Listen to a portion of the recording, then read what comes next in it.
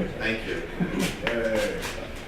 Hi, my name is Alonzo Turner. My company is Subtext Productions, and this is leveraging JavaScript frameworks in your Joomla sites.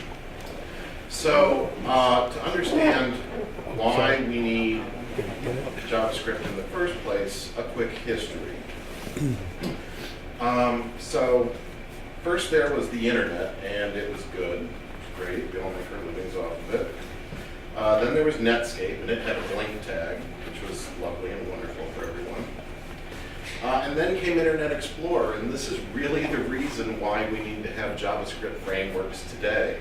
If anybody remembers when it was called JHTML, and you went through a lot of tutorials, you followed a lot of plans, and it worked in Netscape, but it didn't work in Internet Explorer.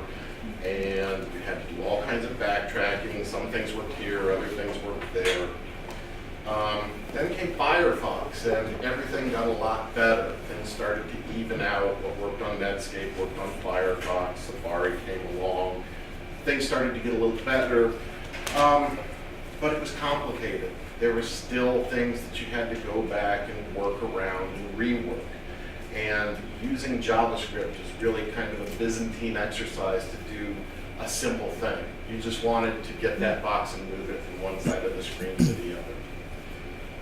So what frameworks provide for us? DOM manipulation. DOM is the document object model, and we're going to talk about that in a second. Class structures. Languages like PHP and C, Objective-C, all have classes, have methods and properties, and you may be used to working with those kinds of programmatic structures. JavaScript doesn't natively supply those, but some frameworks give you some semblance of that back into JavaScript. Event listeners. This is the big stuff that we all want to do. We all want to capture events on the page. We want to capture when somebody clicks a button. We want to know when somebody's moving their mouse around. We want elements on the page to be able to react to user interaction. Ajax. Everybody's probably familiar with Ajax. We want to submit data back to the server and get a result without reloading the page. It almost seems like magic when it's at work because everything just happens in the background. The user doesn't see any of the restful back and forth. Binding. Binding is an interesting concept in computer programming. We'll kind of go through what that is and how advantageous to us that can be in using JavaScript. And finally, special effects. We want to use special effects on our web page. We want animation. We want it to be dynamic. Blinking text. Blinking text, absolutely. There's no more blink text, and now you got to make it happen on your own. If you want those rainbow striped animated bars, that's not going to happen. No. It's like my clients love it. Yeah, absolutely. So the document object model. It sounds pretty technical, but really, document objects are nothing more than boxes filled with content. If we're making a Word document, we make a box, we drop a photo into it. We make a box, we drop text into it. It's the same thing in InDesign, in PageMaker, in Quark, and it's the same thing in HTML. All the little divs and spans and paragraphs and things that we're making are nothing more than boxes filled with content. So when we use JavaScript frameworks, we use the $sign function to access all the boxes and objects on our web page. So here we've got a couple of little boxes on our web page. One is named class X, the other name is class equal Y. If we want to get a reference to one of those boxes, we can use a framework to go $.x, that'll get me the X box. $.y, that'll give me a reference to that Y box. Once I have a reference to the box itself, I can learn all kinds of things about it. Objects have properties and attributes.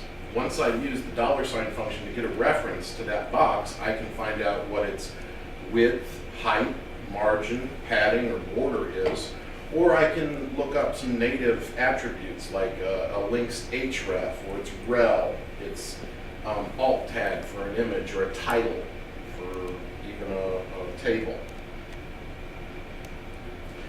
And finally, once we have a reference to that object, we can use JavaScript to call native and extended object methods. We can move around the page using XML methods like parent or children or siblings. And we can actually make changes to the boxes that we're accessing by adding a class or removing a class, and a plethora of other functions that frameworks provide for you automatically.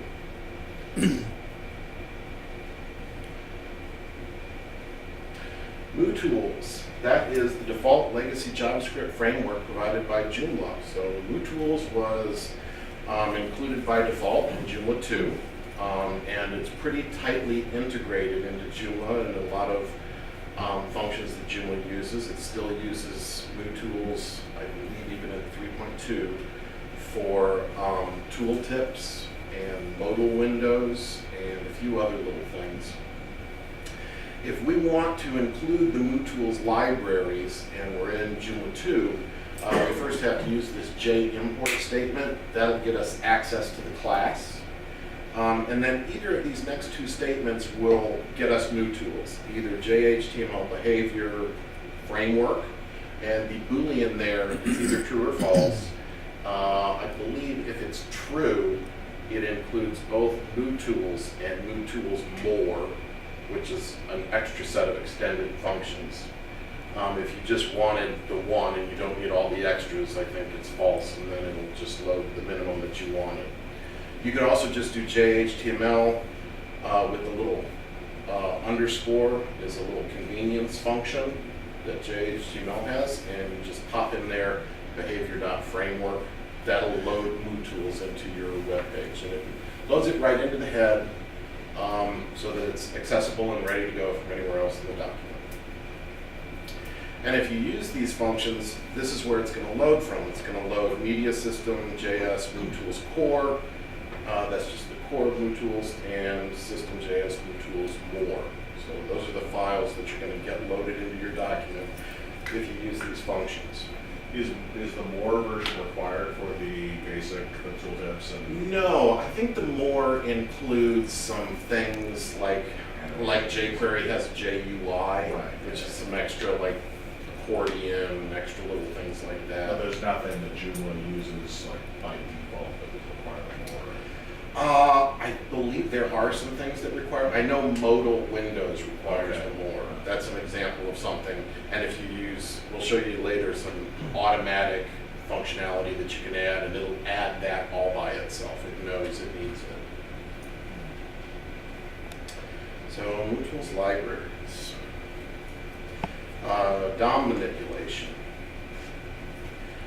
When we're using MooTools, if we want to get a reference to a box or an object on the page, an image, a paragraph, whatever, if we use the single $, then we need the ID of that element. So say you have a paragraph and you want to do something special with it. If you said ID equal my box, and then you go $ my box, that'll get you a reference to that paragraph so that you can start manipulating it. You know, you could change the font, you could change the size of the text, you could change the size of the paragraph or add padding to it, or whatever that you wanted to do. If you use the double $, that usually gets a whole bunch of different elements. So the single $, is one element, and the double $, is a whole bunch of elements. So you might want to get every link on the page, or every image on the page. You would use double $ image, and that would pull up that would give you a reference to every image on the page. And it passes those back to you as an array, so that you just get a list, and you can walk through that list and do whatever you want with those elements. MooTools also provides us a class structure.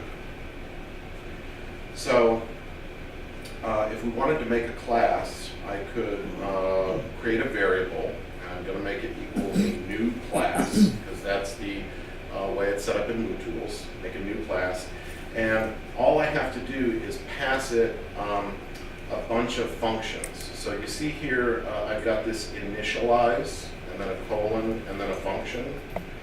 This is the constructor for my class. So every time I create a new version of this class, it's going to run whatever was in initialize, right? And then I can add a bunch of other methods and functions, just the way that Joomla classes have a constructor and then a whole bunch more methods that you can access. Event listeners. So here's an example of an event listener. I'm using the $$ to get every anchor element, every link on the page. And that is going to pass me back an array of elements, of links. And what I'm doing here is I'm calling the invoke method. Invoke in MooTools is going to call add event on every member of that array. It's going to go ahead and just pass that add event method to every single member that we got in the array. And what are we going to do with that event? We're going to add a click event, and then we're going to use this function so that every time somebody clicks on an anchor, I can get a reference to that anchor. It passes me an event, and the event.target is the thing that I clicked on, right? So if I go window console.log some anchor.href, that's going to write to the log what is the href attribute of that link that I just clicked on, right? You can do this, say, like, let's say you want to have a link and you want to do something when people click on that link, but you don't want it to be like a regular link where it just goes to another page. Maybe you fill in the href as a $. You may have done this before, and then you want to listen to that. This is a way that you can set this up. Every time somebody clicks on that link, it's going to get passed to this function, and then you can control what happens at that stage. Ajax. Here's a sample of a simple Ajax request in MooTools. What we're going to do is create a new variable. So I'm going to assign this new request. And you notice it uses the new keyword because MooTools uses the class structures, like in the last slide, for all of these kinds of things. So you're actually creating a new class here. And I'm assigning it to some request. And what I do is create a new request, and I give it an object with the following properties. My method, which could be post or get, depending on what I want to do. The URL, I could send it to index.php, or I could send it to /authorize, or whatever URL I want to send this to. And then MooTools has these great functions that are convenient for us on success and on failure. If everything goes well, hand it off to the on success function. Do these things. If there's an error, do these other things. So skip. So that way, you don't have to sort of parse everything that comes back. You don't have to check to see, did I get a status 200 from the server? Did I actually get the information that I was looking for? MooTools handles all of that information for you. All you have to worry about is here in my onSuccess method, it's going to hand me back the text result, which, if I send some information to the server, it's going to send me back HTML or JSON or XML. And MooTools is going to automatically parse that, and it's going to give me back a text version and an XML version of whatever the server gave back to it. Whichever one's more convenient for me is what I can use to parse all the information. So once I set up this variable, I have to then actually call send on it, right? So I set up the request, I told it all the things I wanted it to do, and when it's ready to go, I want to send, right?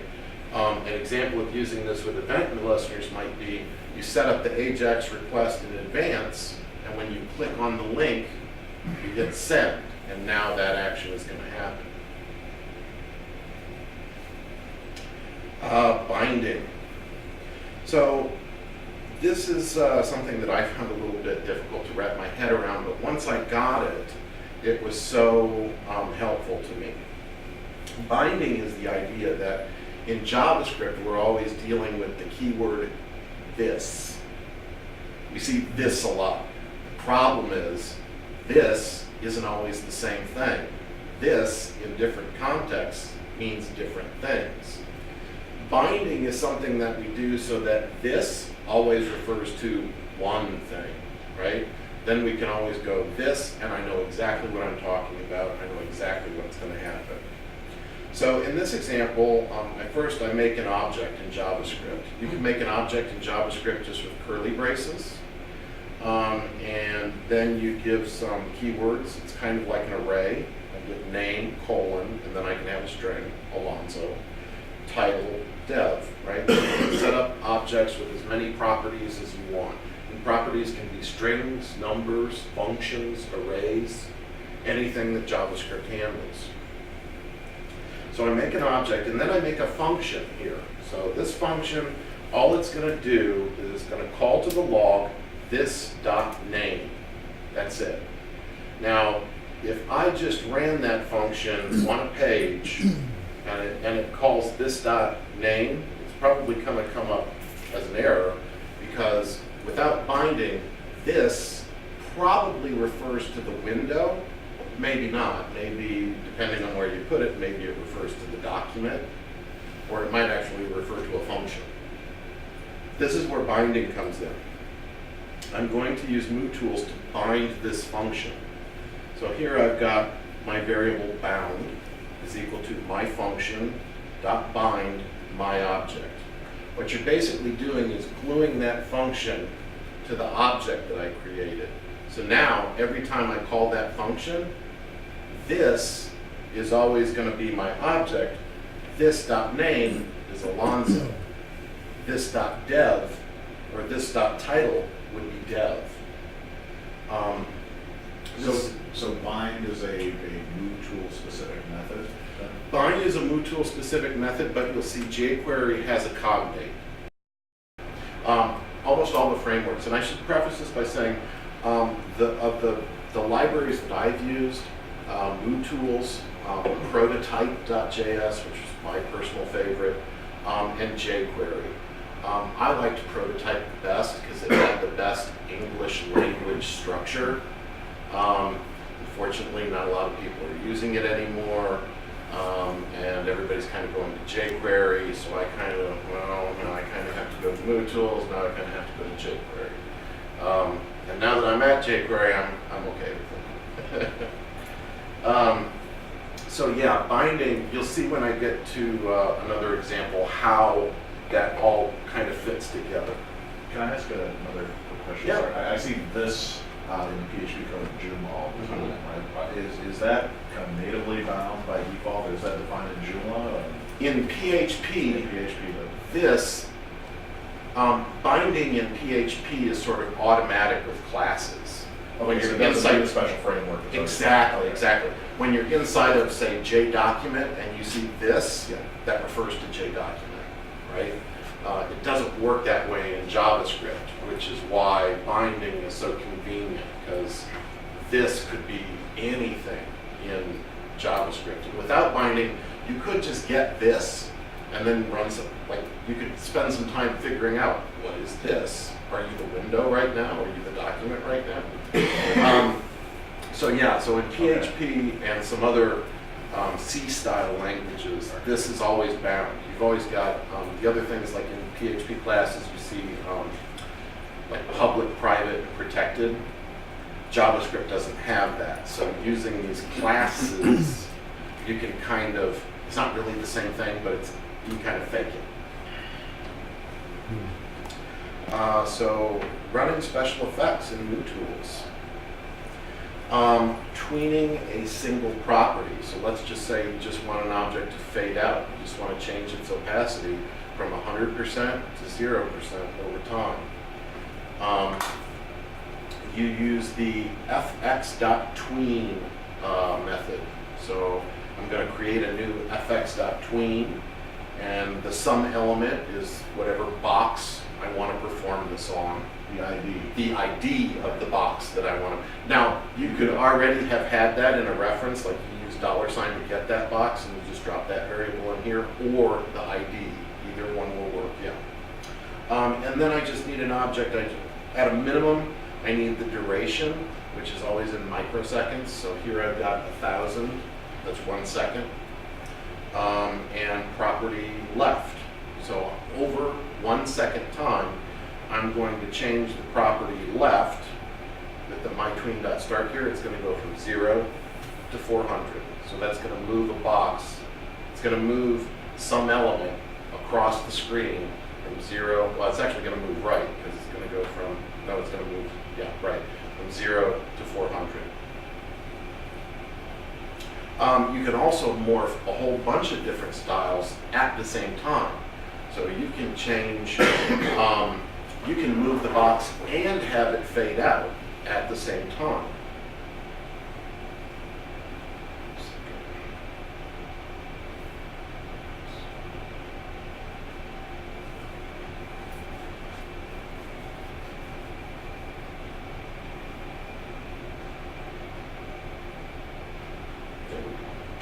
Okay, so this is FX morph, right?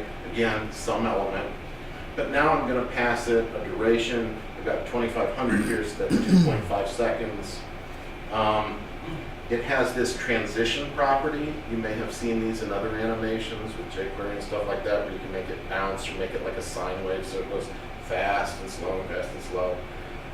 And those are some predefined things that MooTools gives you. And then this chain element. You can queue a whole bunch of effects together. So you could make it so that all of the changes are happening at once, or they all happen in succession, one after the other. That's what chain does, is allow me to say, do this, then chain it to the next effect, and the next effect after that, and the next one after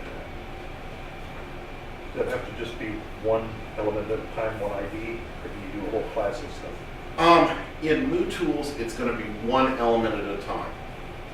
MooTools is always going to, like, even if you had an array of elements that you got with the double $, you're going to run an each on that. You're going to, like, loop through that array and run this effect on each one. Okay. Right? And so if you were going to do that, the value, or instead of cancel, it would be whatever variable. Exactly. So here I've got var myMorph, right? Right. If in the middle of the animation I wanted to stop it, I would go myMorph.cancel. Okay, putting it all together. So here's an example of how I've created a class that's one object on a page that's going to monitor every link and every button on the page, right? So I've made a class, I call it myInterface. It's going to load that myInterface when the document is ready on page load. And with the initialize method, it's going to first bind the functions that I want, listener functions, right? Usually we use binding with listener functions because those are the ones where you never know what this is going to be when you get it back. It's different with jQuery, but with MooTools,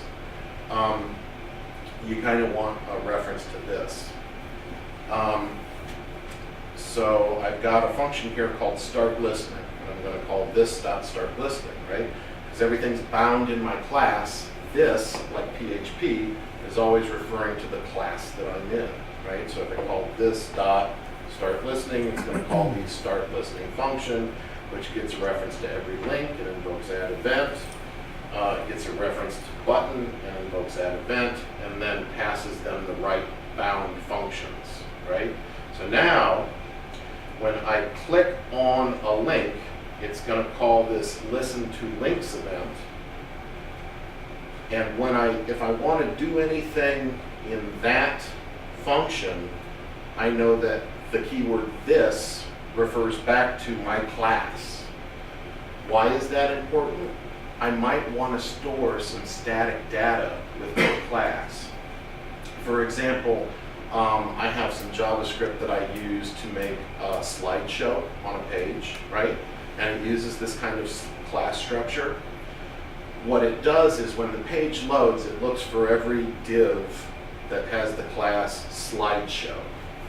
And it creates one of these new objects for each slideshow that it finds.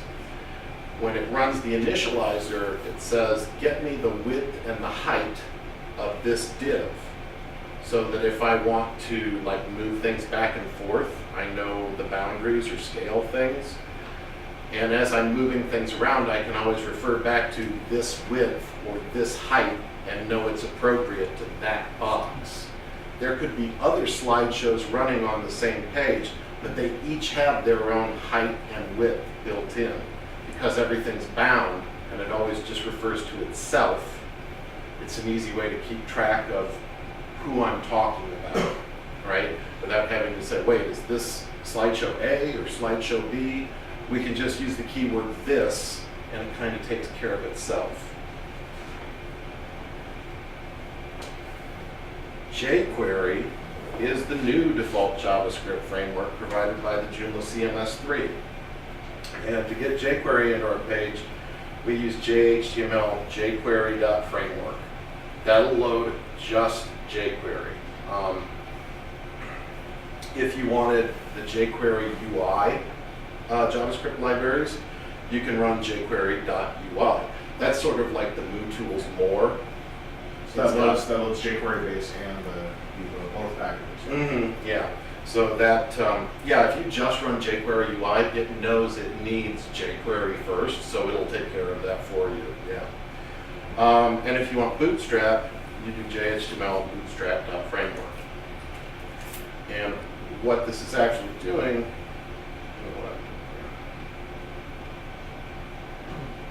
double clicking, you need to stop using two fingers. Can you go back? Yeah.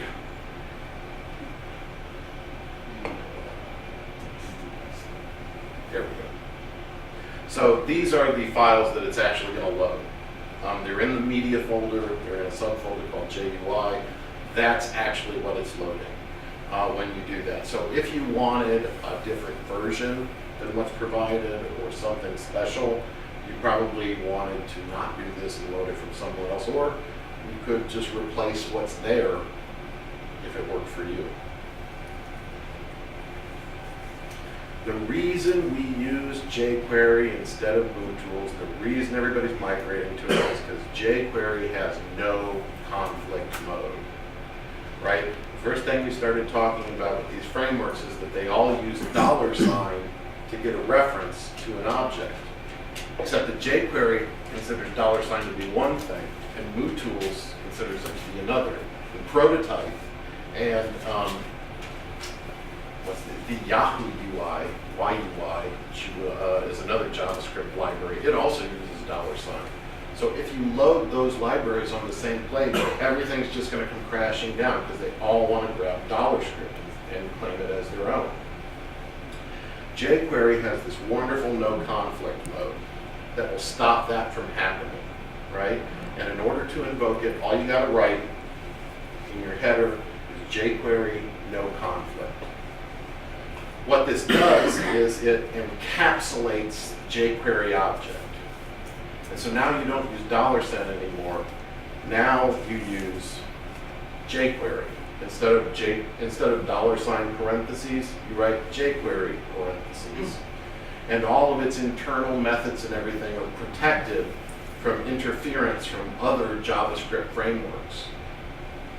So you can see here, I call jQuery no conflict, and then I call jQuery document.ready with this function with the $sign in it. Now, anything inside of that function, I can go back to using the $sign with confidence that no one else is going to try and snatch it and override that function, and prevent clashes in between different JavaScript frameworks on the same page. This is really important in Joomla because a lot of times we don't have control over what's loading. There's 5 different components or modules, and they're all loading their own copies of this JavaScript library or that JavaScript library, and it can all break down really fast. What's really beautiful about jQuery is that you can invoke this no conflict mode.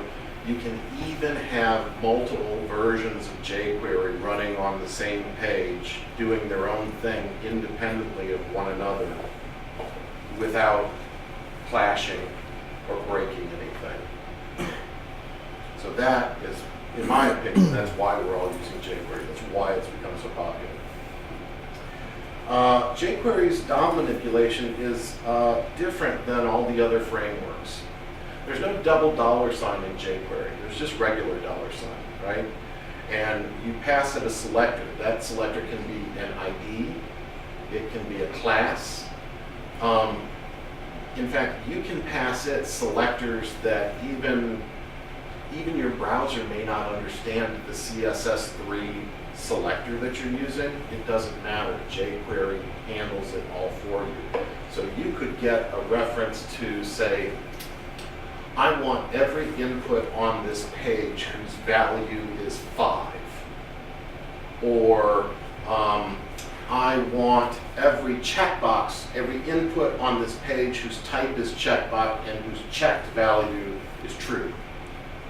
You can get really specific with the selectors. And jQuery provides a really healthy library of what you can do. It's compatible with all CSS3. But what's different is that in MooTools, if you do a $sign, you get back a reference to the object, right? If you do the single $sign, you get a reference to the actual object. So if it was like a link, I can go .href to get its href, .title to get its title. jQuery does not work that way. Every time you use this $sign function, you get back a copy of the jQuery object. The jQuery object looks like an array, but it's not. Like if you do console.log to spit it out on the screen so you can see it, or an alert statement, it's going to look just like an array. It's going to have the square brackets on either end, and it's going to have a comma-separated list of the elements. But if you tried to get like the length of that, it's going to throw an error because it's not really an array. It's some kind of object that is its own thing.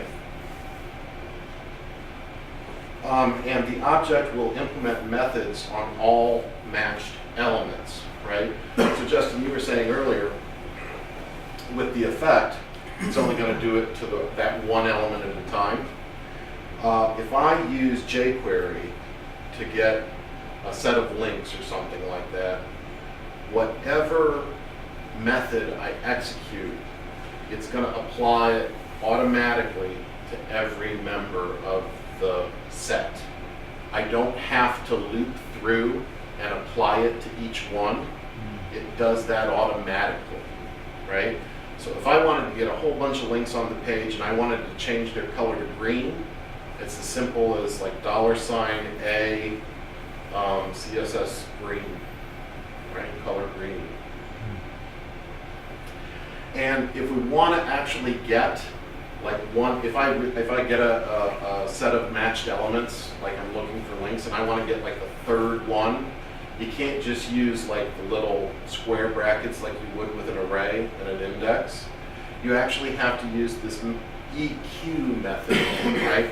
So here's an example. If I got every link on the page and I wanted to get the first one out of it, I have to use this .eq0. That'll give me back the member element that I'm looking for.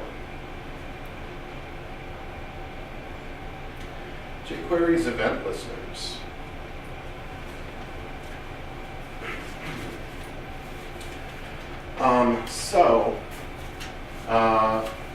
If I get a link here, and in jQuery I just do on, right? I can do on click, on blur, on focus, on double click, on right click, any kind of user interaction that I have, I just do on the kind of event I want it to listen for. And then I pass it this function. So here in this function, just like with MooTools, the function takes one argument, and that's the event itself, right? So inside the function, I get the event, and here I've got event.prevent default. that will stop that link from doing whatever it's meant to do. So in the example where we had links on a that had a pound sign for the href, like if that was at the bottom of a page and we clicked on that, it's going to scroll back up to the top. That's not really what we want it to do. We want it to stay right there and we're going to do something else. So if we call this prevent default, that will stop whatever its normal course of events were going to be from happening, and then we can institute whatever we wanted to happen instead. And prevent default is actually a native JavaScript implementation that is not specific to jQuery. So you can use prevent default in MooTools and Prototype and all the others. Now here's something that is a little different from MooTools. Here I've got my variable SumAnchor, event.delegateTarget, right?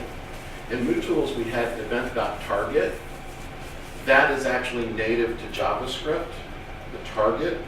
So like let's say that you've got a link, you're listening to links, and what's inside the link is an image, right?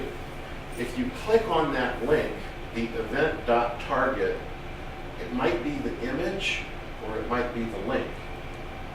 You're not going to be sure exactly which one it is because of bubbling. When you click on something in JavaScript, the event bubbles. It starts at the lowest level and it works its way up. So if you clicked on a link inside a paragraph, it clicks to the paragraph, but then it applies that up the chain, right? So sometimes you don't really know what the target is. jQuery has this great property. The event that it returns to you is actually a modified jQuery event. It's not the native JavaScript. They've added a bunch of things to it to make it easier for you to use. So this delegate target, now I don't have to worry about is it the image I'm getting or the link that I'm getting, because delegate target always refers to the thing that you were listening for in the first place, right? So if you're listening to links, you're never going to get back an image. If you're listening to buttons, you're never going to get back the text inside the button. You're going to get the button. You're going to get the element that you were listening for. So in this event, I get my SumAnchor, and I feel confident that I can get its href attribute because I know it's going to be a link. It's not going to be the contents of the link, it's going to be the link itself. Okay, Ajax events in jQuery. jQuery Ajax events are real simple. They don't require you to set it up and then call it. You just do the one thing, right? It's just jQuery.ajax or $.ajax and the URL, and then an object with your variables that you want it to use. So in here, instead of method, it's type, post or get, just like a form. And you can pass it data. So here I've got an object, item ID equal 2, item quantity equal 1. That could also be a query string in the form item ID equal 1 ampersand item quantity equal 2. And just like in MooTools, you've got the success and error functions, right? You don't have to figure out whether the call that you made to the server worked or not.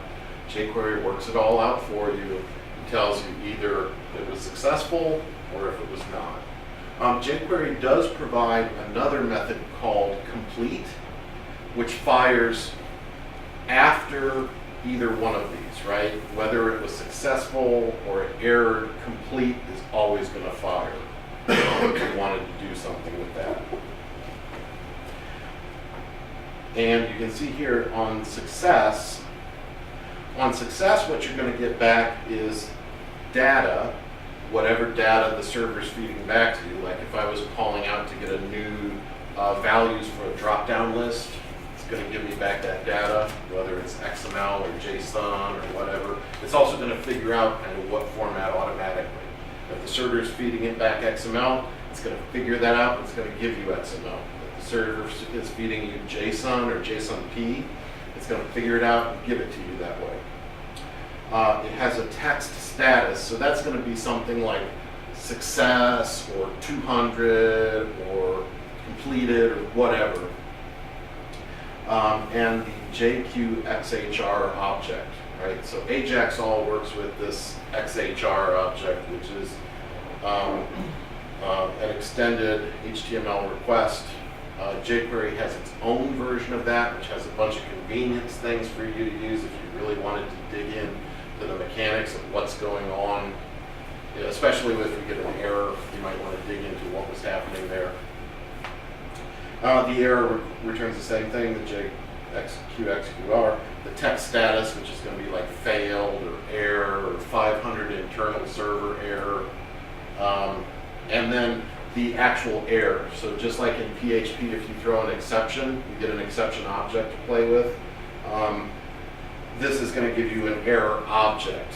And that error is going to contain like a message and a bunch of other data about exactly what went wrong.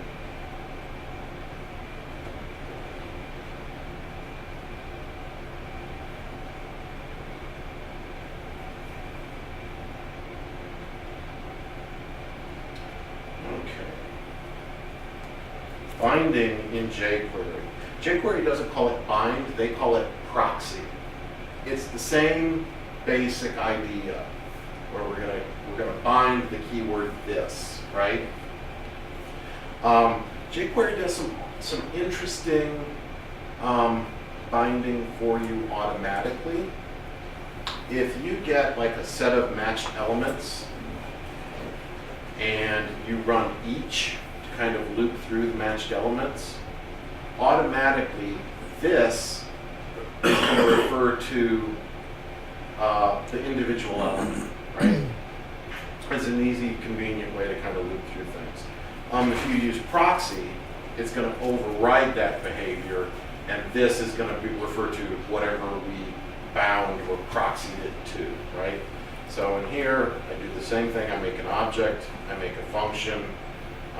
Bound is a variable, $.proxy, my function, my object, and then I get back a new function.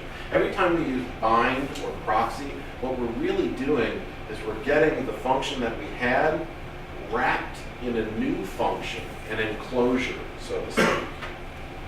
But if you want both the actual item that's in your loop and the context before the you have to save it. Yeah. Yeah, you might have seen people use that equal this, or like underscore this equal this to kind of get a reference to what this is before we start screwing with it. Creating special effects in jQuery is super duper straightforward. There's no sort of tween and morph. There's only animate, right? And just like with the MooTools morph, you've got your element here, and you want to animate it. And this has some great features, like I don't have to figure out the math. I can do plus equal 50 to move it 50 pixels, right? I don't have to figure out, well, where is it now, plus the amount of space I want to move it, plus equal, minus equal. It'll automatically figure that out for you. You don't have to do pixels. It knows it's pixels. So I could change its left position, or its width, or its height, or its opacity, and it all changes over time, which is the duration, and that, just like MooTools, is in microseconds. So 1,000 equals 1 second. And it also has the last parameter that you can feed it is a function that will run when the animation is complete. So you could do some cleanup afterwards, whatever you wanted to do, and that's going to run whether it was successful or ran into errors or not. But the great thing is jQuery gives us a ton of little pre-made animations that we can just go $whatever, dot slide up, fade in, show, hide, and it has these great toggles for them, so we don't even have to figure out, wait, is this hidden and I'm going to show it, or is it showing and I'm going to hide it? You just run toggle. It will flip them, the animation effect back and forth for you. Keeps track of everything you need. Are there easing attributes? There are easing attributes. So you can have the same ones. They're really extensive in jQuery. And using jQuery, sort of putting it all together. Since jQuery doesn't have that sort of class structure like MooTools had, this is a system that I've come up with. It's sort of wrapping everything in an enclosure and a function. I kind of copy this every time I need to make a new jQuery page and paste it and just start from this. So you can see I've got this function, and then inside of there I've got $, and then I've got this variable UI object. Well, the UI object is going to be like my class in the MooTools example. I'm going to have this one global variable when it's all said and done, UI object, and I can always refer back to UI object, right? Dot whatever. I make a function call with the same name. That's going to be like my constructor. In MooTools, it was initialized, but in jQuery, it's some function with the same name as the variable that we're making. And then this is actually just native JavaScript. This is how you make a class-like structure in JavaScript. You make your enclosure, and then you dot prototype dot.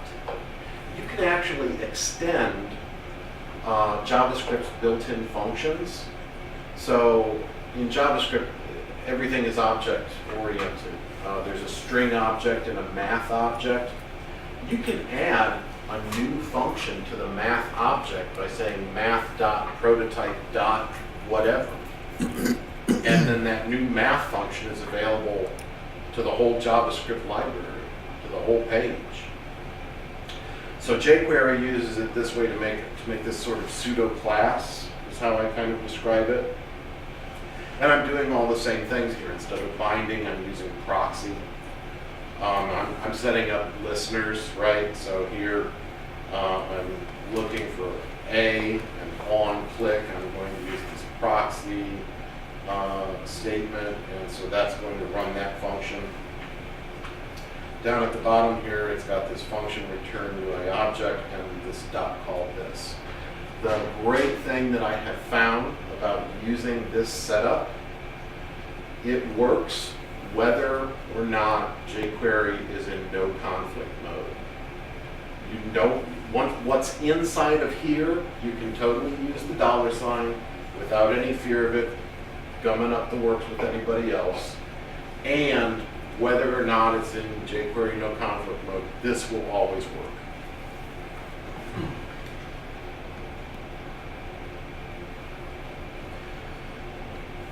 So now we've got the JHTMLBehaviour class. So Joomla does include a whole bunch of built-in libraries for us that do convenience methods for things that we use regularly. So to load the built-in JavaScript libraries, you use JHTMLBehaviors or just JHTML. Here's behavior.form validation. It works great with JForm if you're spitting it out that way. Where, if you use JForm and you set an element to be required, this is going to force them to like fill in that input before they're allowed to submit. It does a bunch of other great things too, especially if you're using Bootstrap. It automatically, if I had an input and I say, and I set the class to validate command, CMD, if they enter anything but text and numbers in that field, it's going to turn red and inform them that this is not an acceptable input, right? And it does all that work for you. It adds, valid and invalid classes to all your inputs. It monitors everything for focus and blur. It's really convenient for forms. Now, is this jQuery or Joomla native? So Joomla native. The form validation is one of those things where I think it has used parts of MooTools in the past. I know it's one where they've been sort of stripping it out as we move along. Mostly, I think it's just native JavaScript running, doing its thing. Does that come from the store in the same location, System.js? Yes, Media.js libraries, where the MooTools would be. So just include this anywhere in your document, and it's automatically going to add those libraries to the head of your page. Autocomplete dropdowns, you may have seen these in the back end. This is the new behavior.chosen. This does use a jQuery UI feature to do these autocomplete dropdowns. So like if you have a list of all 50 states, you get a little input box. When they click on the drop-down list, you get a little input box at the top where you can just start typing, right? It's like smart search, right? Exactly. If you had like a list that was hundreds of entries, it's a great way if you've got a big long list to search through that you can just, all you have to do on your page is make a regular select element, just like you normally would. Give it the class advanced select, and then hit this. JHTML form behavior.chosen. And this will actually accept a second argument. Advanced select is the default class that it looks for, but you could make that anything you wanted it to be. Ajax dropdowns. These are really snazzy. It's pretty complicated to set up, but the idea here is that you can have sets of drop-down lists where your choice in the first drop-down list dictates your options in the second drop-down list. And what it's really doing is calling back to the server to look up new results, right? So for example, I've done a restaurant locator page for a chain of restaurants, and they select the state, and then in the other drop-down list, the list of restaurants in that state gets auto-populated. Right? They don't have to hit submit or anything. Every time they pick something new from that drop-down list, it automatically reconfigures the second list. So, what's your second list have to have in it? The second list can be set up to anything. When you set this up, you're going to feed it a bunch of options. You're going to tell it, okay, this is the one I want you to update. This is the URL I want you to go and fetch. And you could just have an empty second drop-down, and then based on what the first choice is, it's really more about setting up the server side, about what you're going to feed back to it. Modal windows. This is really interesting because Bootstrap has its own system of modal windows. That's great, and it's there, and you can use it. This is actually a different native made for Joomla modal windows. They have not transitioned it over, and it's still there for backwards compatibility, which is great. Because frankly, these built-in modal windows are better at handling iframes and external sources than the Bootstrap ones.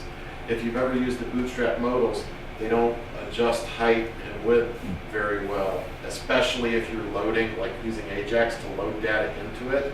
They pop up and they've got a specific size, and if you fill it with content, they don't sort of auto-adjust. These modal windows do, and it's really easy to set this up. All you got to do is make a link, give it a class of modal. Whatever you set that href to, that's what's going to load into your modal window. And then all you got to do is JHTML behavior.modal. Tooltips. Tooltips still use some MooTools, I think, and they are also different than Bootstrap's built-in tooltips. This is kind of a bit of a holdover because of JForms and the way that they use tooltips. In fact, if you're using JForms on a page, it's automatically going to load this for you. It'll just simply take care of that, especially because so many of the form field types are they're just gonna do it by default. But you can set up your own tooltips, and then on a page that doesn't have any forms, you call this, and you'll get those great little hover tooltips. No frames. If you want to keep your site from being included in somebody else's frame, you can just include JHTML behavior.noframes in your template or your document, and it will spit itself out from being included in somebody else's iframe. Calendar, so you've probably seen the calendar behaviors. This is not the jQuery calendar. My understanding of why that is that this calendar has like not only the Julian calendar but also Jewish calendars, so Astron calendars, Hindu calendars. It's vast what kind of calendars this provides, and language support. And a color picker, right? We've all seen this has become really ubiquitous on the web. Like Adobe's got its Cooler thing, K-U-L-E-R. It's the big circle with all the colors in it. It's really difficult to kind of program those on your own, but just popping this in here makes it super easy to have a color picker. So on the calendar, is this a Mayan calendar in there, or because it's 2013? Yeah, I don't know. I couldn't resist. But yeah, I know, I've seen on the mailing list, everybody keeps saying, why aren't we using the jQuery calendar? And that's what I keep seeing pop up as the reason, is because it's only in English Julian calendar, and that doesn't meet everybody's needs. So, inserting JavaScript into your page. How do you get other JavaScripts into the site?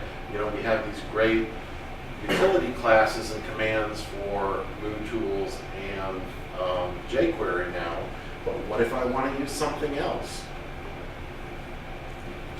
Well, the easiest way to do that is to use the document, JDocument class. JFactory, get document, that'll get you a reference to your document, and then document add script. Will add the script file that you specified to your header.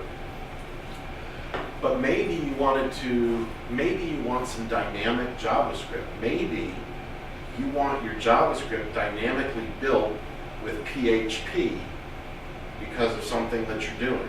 You can use add script declaration, right? And put in any string of text as the JavaScript there, right? So you could use PHP to say, if this condition is true, then I want to use these JavaScript commands. If not, I want to use this other bit of JavaScript. That's a great way to compile it sort of at runtime on the page. So add script declaration, right? And it always, the great thing about these commands, it always puts it up in the head. It's never inline. You know, it keeps you nice, clean HTML. You don't have to go dig in, like, where is that JavaScript now? Here's an example of how to filter out the libraries you don't want, right? What you're basically going to do is in your index PHP file for your template, somewhere in the header, you're going to get a reference to get head data, right? That's the first thing you do. Then scripts, the head data is an array of head data, right? Scripts is what you want to get. Scripts is going to be another array of all the scripts that are going to load, right? Not script declarations, but scripts. And then what you can do is sort of loop through those, look at each one and say, you know, if you were trying to filter out MooTools, in my example here, I'm just going to look to see if media system JS is anywhere in there. And if it is, I'm going to kick it out, right? And if it's not, I'm going to allow it to stay in. So I kind of loop through each one. I take the ones that I like, and then at the end of the loop, I'm going to say header scripts equal my allowed scripts that I'm going to allow back in. And then you do this set head data, set it back, right? You can also do this in a plugin. I have found there's a new plugin event called onBeforeCompileHead that runs just before the head section of your document gets compiled. And that is a great place to like filter your JavaScript. So, CDNs, using the Google Loader API, all of the things that we've been talking about are loading these JavaScripts locally off of your server, off of your Joomla install. But you could load them remotely from another server or a CDN or anything like that. Google is a great example. You decrease page load times, you offset network traffic by implementing these kind of loaders. The first thing you need to do is sign up for an API key. That's not true anymore. That recently changed. You no longer need the key, so this will work without an API key. All the references to the key, you just leave them off. If you already have an API key and you've got it set up, leave it in there, it'll all still work. They have that just to track bandwidth usage and everybody's picking out on. You know, yeah, I think it was as a way to try and stop abuse of the system, you know, but as they've sort of gone forward with all, now they've got like 20 different API keys to sign up for. They kind of streamlined it into, like Maps also used to. Yeah, just use Maps. an I remember I that. think Maps may not need it anymore either, right? And some of the things that still do, they now have like the one API key, one to rule them all. So we can skip that step. Here's how you implement the Google Loader. Literally, you just have a script tag, and the source is going to be HTTP or HTTPS, google.com, JSAPI, right? If you don't have a key, you just leave off that question mark and key part. So you just include that. You could use document to add script and then give it this URL so that you don't actually have to type it into the head section of your template. And then you just want to do a script declaration or write it in somewhere. Google.load the script in the version. So I could do google.load MooTools version 1.4.1, or I could do google.load jQuery 1.10.2, whatever I want, right? That's how you do them one at a time. You can also preload everything. Here's how you can do it. First, I make this JS, and you can see this is kind of like JSON JavaScript notation, where I've got modules, the name, MooTools, and the version. Like I could have a bunch of different scripts that I want to include all at once. This little part, this .params. Oops.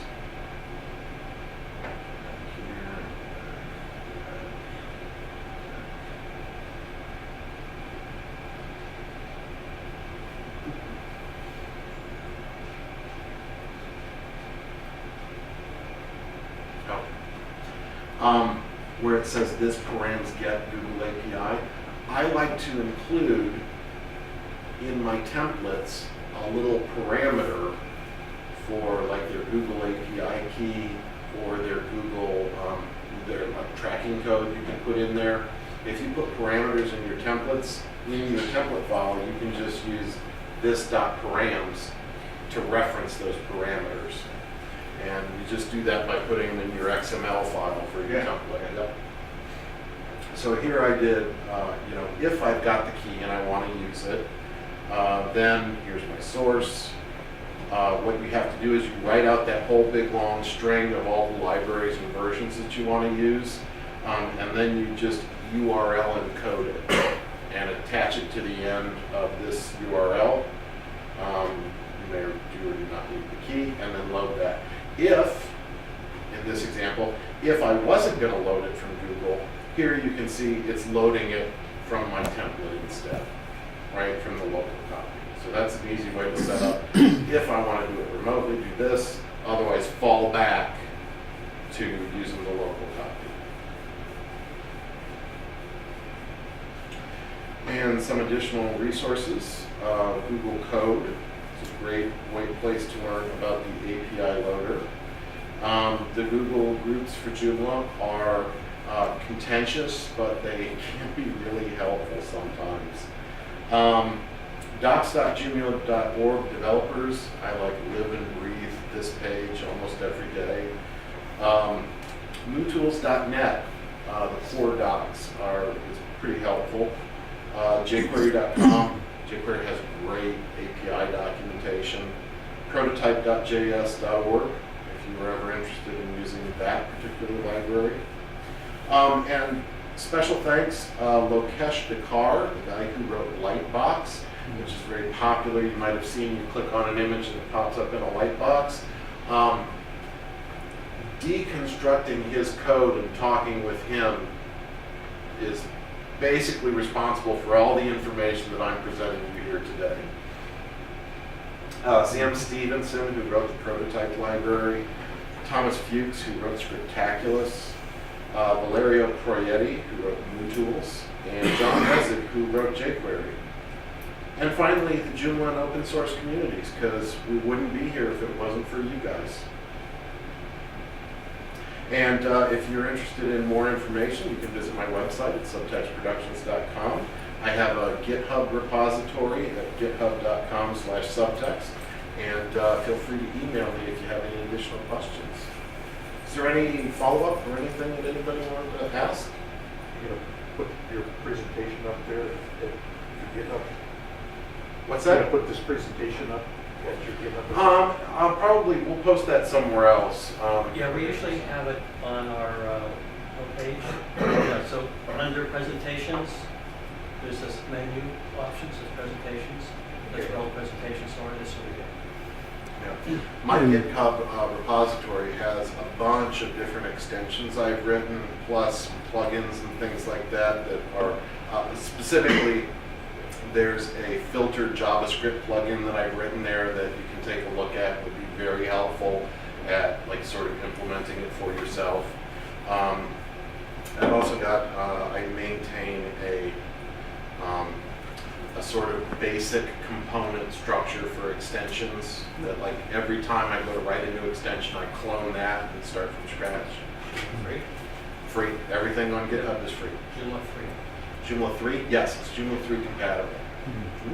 It's actually, the current, it's called COM subtext, and the current version is compatible with Joomla 2.5.6 through 3.2. I wanted to ask about like the different versions of jQuery and MooTools and Bootstrap, what's currently being used in Joomla and when it might be upgraded. I was talking to you about the pain I was just experiencing trying to build a Bootstrap 3 template and then find out that, Joomla by default, without even calling the JHTML object, loads in Bootstrap JavaScript code without even asking for it. Yeah, yeah. Now, what's actually happening there is it's not really doing that. Somewhere it's getting called, right? Oh, from one of the components or Exactly. Somewhere it's getting called. Because I try to decide. I was like, Bootstrap 3, it's the latest thing. And I want to, then I have to refactor my code again. So I started developing on it, but then, started getting into all these tasks. Like in terms of your developing on Joomla 3.2 right now. What versions of jQuery, MooTools, Bootstrap? On the front end, Yes. when I do on the front end, I strip out anything that's being loaded by the system and replace it with the latest versions. Yeah, but doesn't that conflict, or might that not conflict with components or third-party extensions that rely upon those things? Correct, which is why I have a plugin that runs that strips out everything I don't want, right? So for an example of this, like Joomla 1.7, I remember I had this problem. Caption.js kept loading. They have since fixed this problem. I have gone through the core code and the team swears to me, and I think it's true. Without any third-party extensions, no JavaScript will be called automatically. They lie. They lie. Because what happens is a form will call JavaScript, custom form elements will call JavaScript. Now, if it's just a plain page with no content on it, it's true. It won't load JavaScript then, right?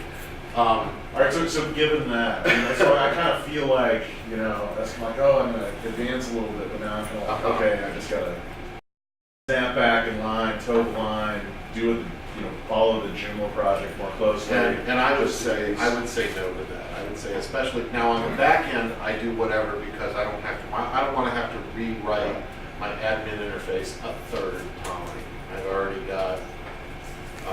Like if you take a look at my component skeleton in the administrator interfaces, I have 2 templates for every page: a legacy and an ISIS layout. So that it can work in both systems. You know, going forward, I'll be able to kill off the legacy ones and just make ISIS the standard. And hopefully I won't have to go through the same thing with Joomla 4 where we get yet another user interface to make new layouts for it. But in the front end, it is very, like I said, that plugin, that on before compile head, you just run that, you look for all the JavaScript it loaded, you delete it all, and then you put in just what you want. However, if I wanted to use, like, and I'm thinking about it, I think it's a login form. It's probably pulling in Bootstrap Right. JavaScript. Won't that wind up, and then I just creating headaches for myself, you know, because then I'll have to come up with JavaScript to support behavior for that form, you know, in different contexts instead of doing something that's already there. Right. You know. So I too have kind of gone with this. Form validation shouldn't conflict with anything you're doing. That should be pretty much the only thing that's running on forms, like the login form and stuff like that, right? Form validation shouldn't conflict with that. And that's also why I've been moving everything to jQuery so I can use no conflict mode so that I can avoid all these kind of collisions. The JavaScript system is kind of a mess. I have proposed different fixes and they've even got it now where they have added some variables to add script so that you can require, like you can add a script and I say like jQuery is required for this, please load it. Or you can tag your script with, you know, Justin script. And then it will look to see if any other libraries want to load it or shouldn't use it or whatever, right?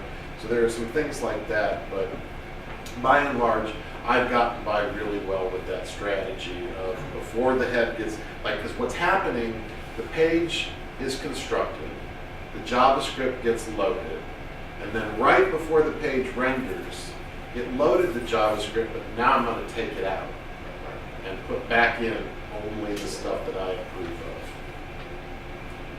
And you can leave in the things that are going to cause you headaches, like don't strip that one out. Do you think that the Joomla project's going to move to Bootstrap 3 for 3.5 or anything like that? Or you think I just saw a discussion yesterday that said absolutely not. Maybe 4, but it will not be there for 3.5 because it is not backwards compatible, and enough people have screamed about backwards compatibility. It's not going to happen. it's like I'm on? What's the definition of bootstrap you're referring to? What's the definition of Bootstrap. a bootstrap? Oh, Bootstrap is a whole series of JavaScript and CSS files that's developed by Twitter originally. It's kind of now it's an open source project. And it's kind of a framework in itself where it's a really easy way to lay out a page because you've got all these pre-made classes like spans, right? So the default is to have a 12-column page. So if I say span 6, that's half and half, right? Or I could say span 9 and span 3. Now I've got a big area and a small area over on this side. It's a way to kind of crop out columns and rows really quickly. And it supports responsive design. So And it that was- the mobile yes. device all Exactly, so collapses. that when everything collapses. I've seen that in templates. But Yeah. I don't know like what it was Right. referring to. Yeah, okay. Are you using it, Dennis? If you don't miss it. No, really? So you can Keeps use working. your Well, I don't custom touch any of that stuff. your own media queries and put a bill to work. Yeah. Yeah, what do you like to use for an editor, debugger, testing environment? I am ashamedly old school. I use BB Edit to code all of my projects in the command line.